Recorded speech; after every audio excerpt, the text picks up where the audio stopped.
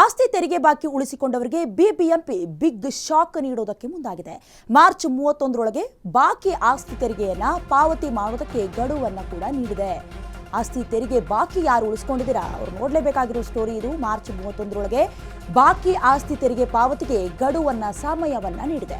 ಬಾಕಿ ಆಸ್ತಿ ತೆರಿಗೆ ಪಾವತಿ ಮಾಡದೇ ಇದ್ರೆ ದಂಡ ಬೀಳೋದು ಫಿಕ್ಸ್. ಕಳೆದ ವರ್ಷ ಬಾಕಿ ಕಟ್ಟೋದಕ್ಕೆ OTS ಮೂಲಕ ಅವಕಾಶವನ್ನ ನೀಡಿದ್ರು, ಅಂದರೆ ಒನ್ ಟೈಮ್ ಸೆಟಲ್ಮೆಂಟ್ ಥರ.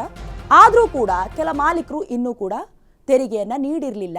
ಕಳೆದ ವರ್ಷ ಯಾರ್ಯಾರ ಆಸ್ತಿ ತೆರಿಗೆ ಬಾಕಿ ಕಟ್ಟೋದಕ್ಕಿತ್ತು ಅವರಿಗೆ ಒನ್ ಟೈಮ್ ಸೆಟಲ್ಮೆಂಟ್ ಮಾಡಬಹುದು ಅನ್ನುವಂಥ ಅವಕಾಶವನ್ನು ನೀಡಿದ್ರು ಕೂಡ ಕೆಲ ಮಾಲೀಕರು ತೆರಿಗೆಯನ್ನು ಬಾಕಿ ಉಳಿಸ್ಕೊಂಡಿದ್ರು.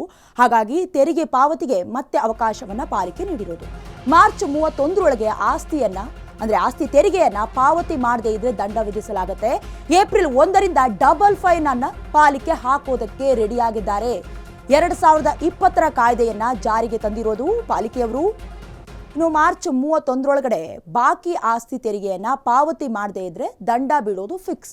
ಅದರಲ್ಲೂ ಕೂಡ ಮಾರ್ಚ್ 1ನೇ ತಾರೀಕಿನಿಂದ ಡಬಲ್ ಆಗತ್ತೆ ನಿಮ್ಮ ದಂಡದ ಒಂದು ಅಮೌಂಟ್ ಏನಿದೆ.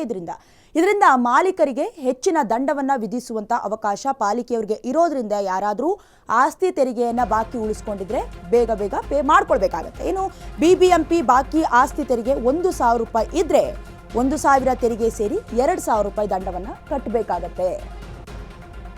ದಂಡದ ಜೊತೆಗೆ 9% ಬಡ್ಡಿಯನ್ನು ಕೂಡ ಕಟ್ಟಬೇಕಾಗತ್ತೆ. ಆಸ್ತಿ ತೆರಿಗೆ ಬಾಕಿ ಉಳಿಸಿಕೊಂಡಿರುವ 1.82 ಲಕ್ಷ ಮಾಲೀಕರು, ಇಷ್ಟು ಜನ ಆಸ್ತಿ ತೆರಿಗೆ ಕಟ್ಟಿಲ್ಲ. ಇನ್ನು ಬಿಬಿಎಂಪಿ ಬಾಕಿ ಆಸ್ತಿ ತೆರಿಗೆ 1,000 ರೂಪಾಯಿ ಏನಾದರೂ ಉಳಿಸ್ಕೊಂಡಿದ್ರೆ 1,000 ರೂಪಾಯಿ ತೆರಿಗೆ ಸೇರಿ, ಅಂದರೆ ಎಷ್ಟು ಉಳಿಸ್ಕೊಂಡಿದ್ದೀರಾ ಅದರಷ್ಟೇ ತೆರಿಗೆ, ಅಂದರೆ 2,000 ರೂಪಾಯಿ ದಂಡವನ್ನು ನೀವು ಕಟ್ಟಬೇಕಾಗತ್ತೆ. ದಂಡದ ಜೊತೆಗೆ 9% ಬಡ್ಡಿ ದರವನ್ನು ಕೂಡ ನೀವು ಪೇ ಮಾಡಬೇಕಾಗತ್ತೆ. ಇದೆಲ್ಲದರಿಂದ ನೀವು ತಪ್ಪಿಸ್ಕೊಳ್ಬೇಕು ಅಂತ ಹೇಳಿದ್ರೆ ಮಾರ್ಚ್ 31ರ ಒಳಗಾಗಿ ಏನು ಆಸ್ತಿ ತೆರಿಗೆ ಉಳಿಸ್ಕೊಂಡಿದ್ರೆ ಪೇ ಮಾಡಬೇಕಾಗತ್ತೆ. ಇನ್ ಕೇಸ್ ಕಟ್ಟದೇ ಇದ್ದಂತಹ ಪಕ್ಷದಲ್ಲಿ ಏಪ್ರಿಲ್ 1ನೇ ತಾರೀಕಿನಿಂದ ದಂಡ ಡಬಲ್ ಆಗುವ ಸಾಧ್ಯತೆ ಇದೆ.